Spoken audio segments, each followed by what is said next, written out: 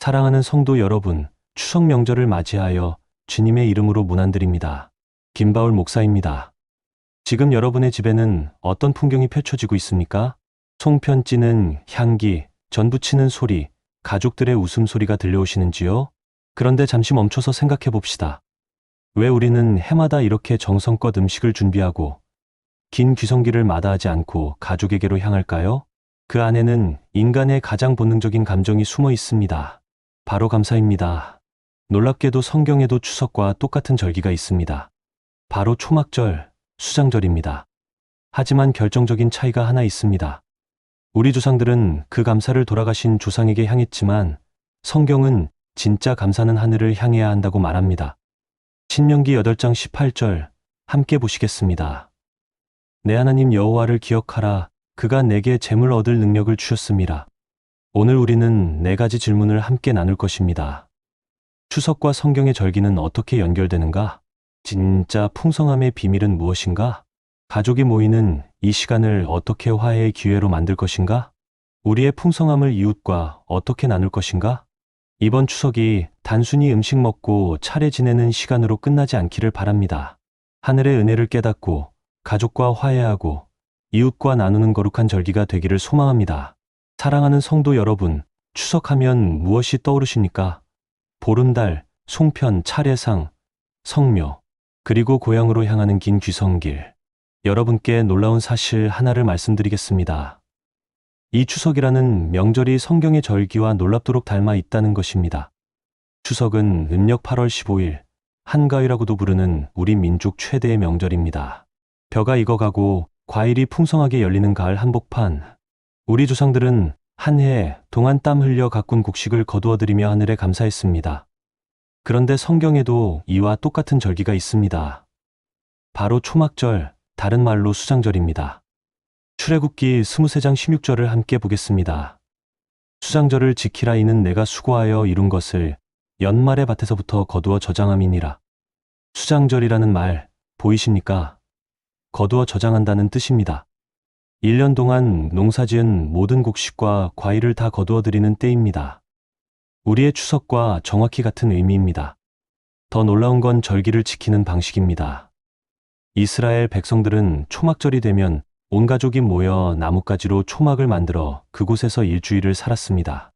왜 그랬을까요? 조상들이 광야에서 40년 동안 장막 생활을 했던 것, 그리고 하나님께서 어떻게 구원하시고 인도하셨는지를 기억하기 위해서였습니다. 신명기 16장 14절 주목해 보십시오. 절기를 지킬 때 너와 내 자녀와 노비와 내 성중에 거주하는 레위인과 객과 고아와 과부가 함께 즐거워하되. 초막절은 단순히 가족만의 잔치가 아니었습니다. 레위인, 나그네, 고아, 과부까지 함께 즐거워하는 공동체의 축제였습니다. 하나님께서 주신 복을 혼자만 누리는 것이 아니라 함께 나누는 날이었습니다. 여기서 우리는 추석과 초막절의 공통점을 발견합니다. 둘 다 수확의 계절에 지키는 감사의 절기이고 온 가족이 모이며 풍성한 음식을 나누는 날입니다. 하지만 결정적인 차이가 있습니다. 추석은 조상에게 감사를 표하지만 초막절은 하나님께 감사를 드립니다. 시편 67편 6절이 이렇게 노래합니다. 땅이 그 소산을 내었으니 하나님 곧 우리 하나님이 우리에게 복을 주시리로다.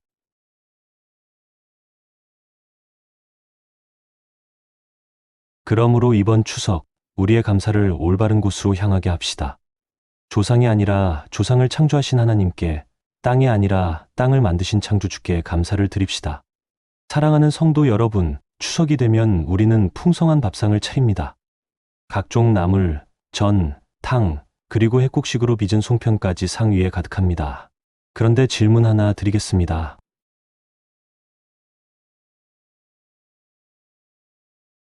그곳은 시내와 분천과 샘이 흐르고 밀과 보리의 소산지요, 포도와 무화과와 석류와 감람나무와 꿀의 소산지라. 내가 먹을 것에 부족함이 없고 내게 아무 결핍이 없을 땅이며 내가 먹어서 배불리고 내 하나님 여호와께서 그 아름다운 땅을 내게 주셨으므로 말미암아 그를 찬송하리라. 여기서 모세는 중요한 명령을 합니다. 배불리 먹은 후에 하나님을 찬송하라. 왜 이 명령이 중요할까요? 11절부터 14절을 계속 보겠습니다. 내가 먹어서 배불리고 아름다운 집을 짓고 거주하게 되며 또 내 소와 양이 번성하며 내 은금이 증식되며 내 소유가 다 풍부하게 될 때에 두렵건대 내 마음이 교만하여 내 하나님 여호와를 잊어버릴까 하노라. 인간의 위험한 본성이 여기 드러납니다. 배고플 때는 하나님을 찾지만 배부르면 하나님을 잊어버린다는 것입니다. 가난할 때는 간절히 기도하지만 부유해지면 교만해진다는 것입니다. 그래서 모세는 경고합니다.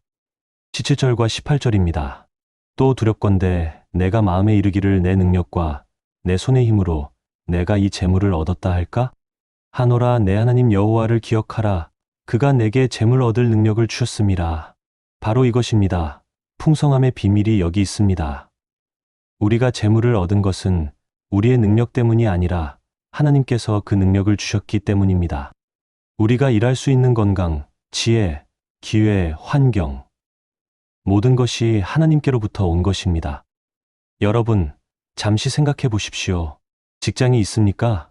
그것은 하나님께서 주신 것입니다. 사업이 잘 되고 있습니까? 그것도 하나님의 은혜입니다. 농사를 지어 수확했습니까? 비와 햇빛을 주신 분은 하나님이십니다. 야고보서 1장 17절이 다시 한번 확인시켜 줍니다. 온갖 좋은 은사와 온전한 선물이 다 위로부터 빛들의 아버지께로부터 내려오나니 그렇다면 우리는 어떻게 해야 할까요? 데살로니가전서 5장 18절이 답합니다. 범사에 감사하라. 이것이 그리스도 예수 안에서 너희를 향하신 하나님의 뜻이니라. 여러분, 올해 당신의 삶을 돌아보십시오.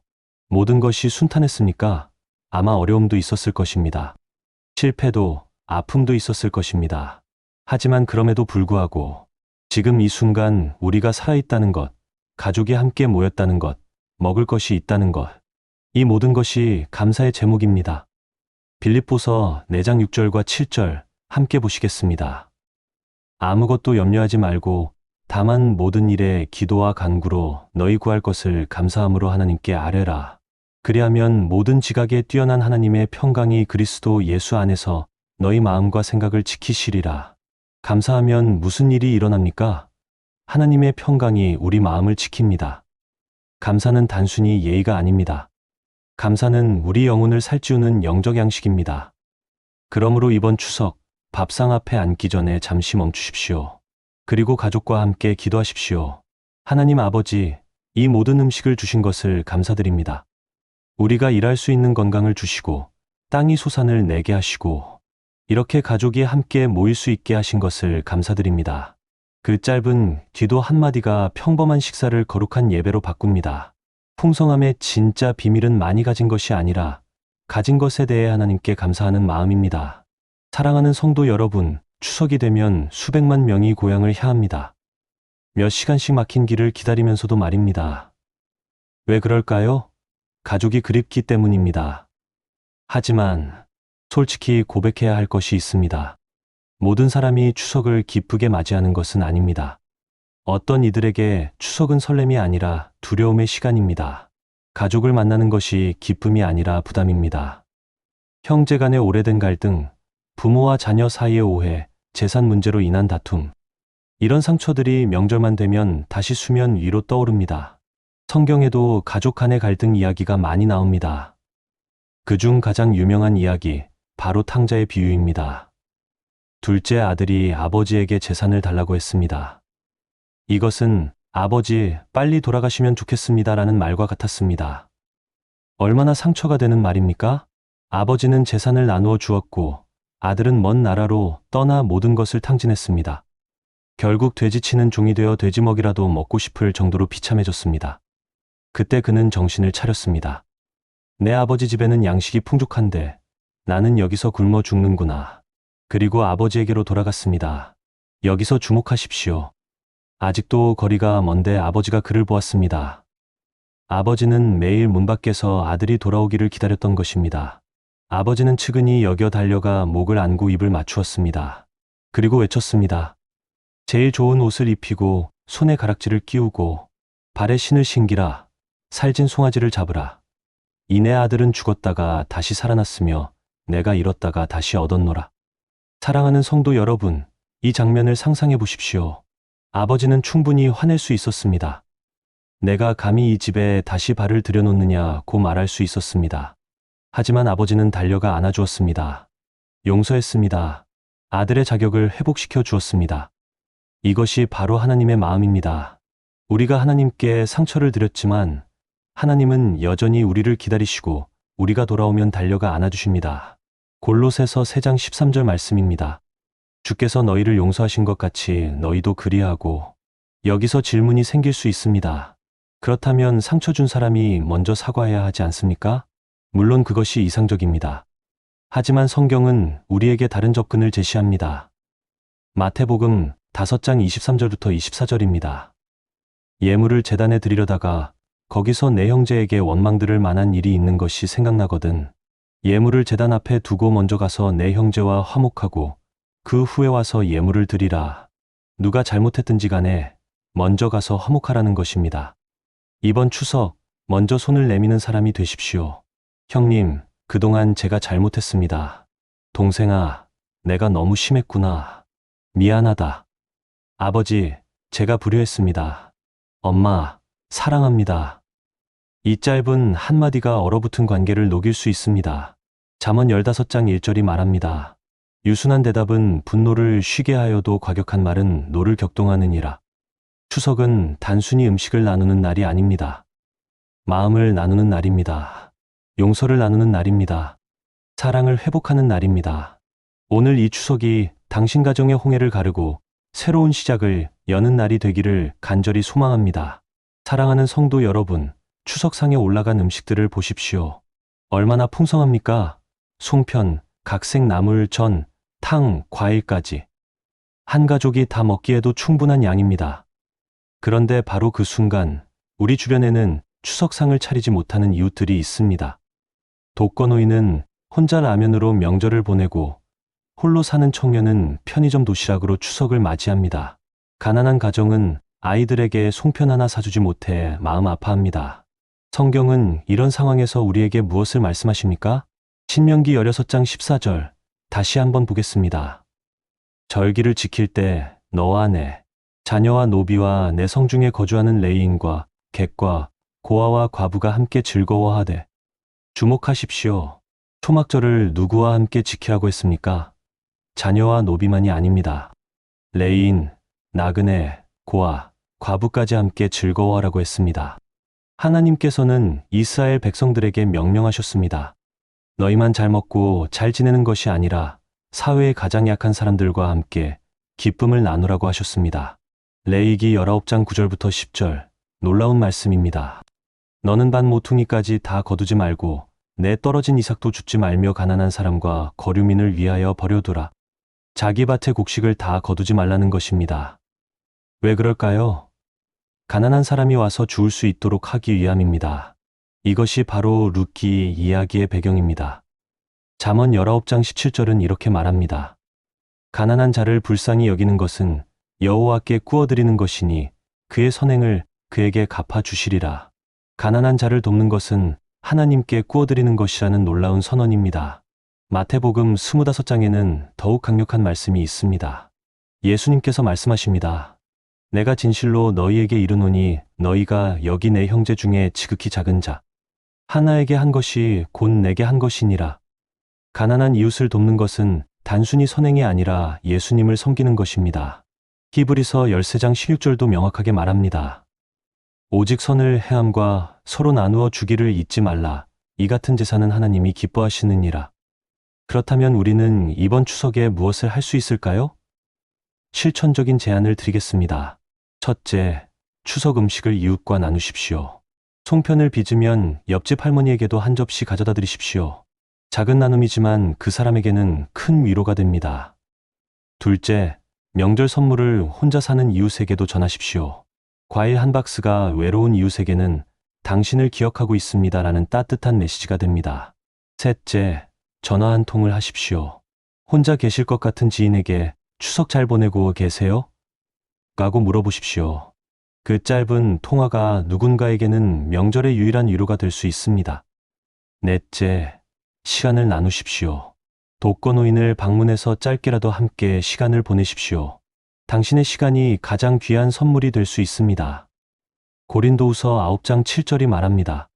하나님은 즐겨 내는 자를 사랑하시느니라. 억지로가 아니라 즐거운 마음으로 나눌 때 하나님께서 기뻐하십니다. 사랑하는 성도 여러분, 이번 추석을 나눔의 절기로 만드십시오. 우리가 받은 풍성한 은혜를 혼자만 누리지 말고 이웃과 함께 나눕시다. 그때 우리의 추석은 하나님께 드리는 거룩한 제사가 될 것입니다. 사랑하는 성도 여러분, 이제 함께 기도하겠습니다. 편안한 자세로 눈을 감고 하나님 앞에 나아가십시오. 사랑하는 하늘 아버지 하나님, 추석 명절을 맞이하여 감사의 마음으로 나아옵니다. 주님, 오늘 우리는 깨달았습니다. 우리 밥상 위에 모든 풍성함이 주님께로부터 온 것임을 고백합니다. 밥 한 톨, 송편 한 개까지도 모두 주님의 은혜입니다. 하나님 아버지, 우리가 교만하여 내 능력으로 이 재물을 얻었다고 말하지 않게 하소서. 범사의 주님을 인정하고 모든 영광을 주님께 돌리게 하소서. 주님, 이번 추석을 화해와 용서의 시간으로 만들어 주소서.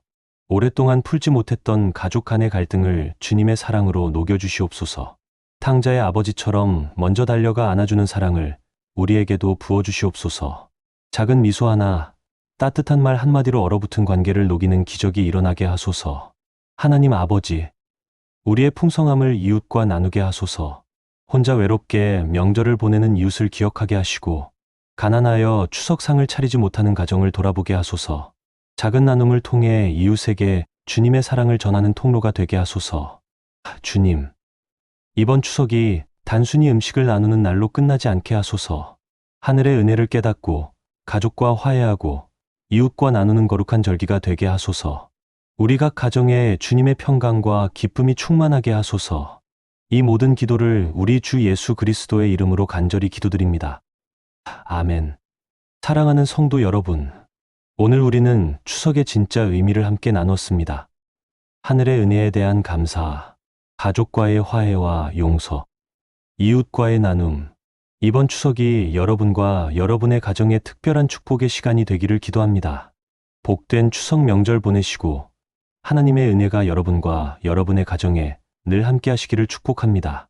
오늘 말씀이 은혜가 되셨다면 구독과 좋아요 부탁드립니다. 여러분의 작은 관심이 더 많은 분들에게 하나님의 말씀을 전하는 힘이 됩니다. 그리고 댓글로 나눠주세요. 이번 추석 여러분은 누구에게 먼저 손을 내미시겠습니까?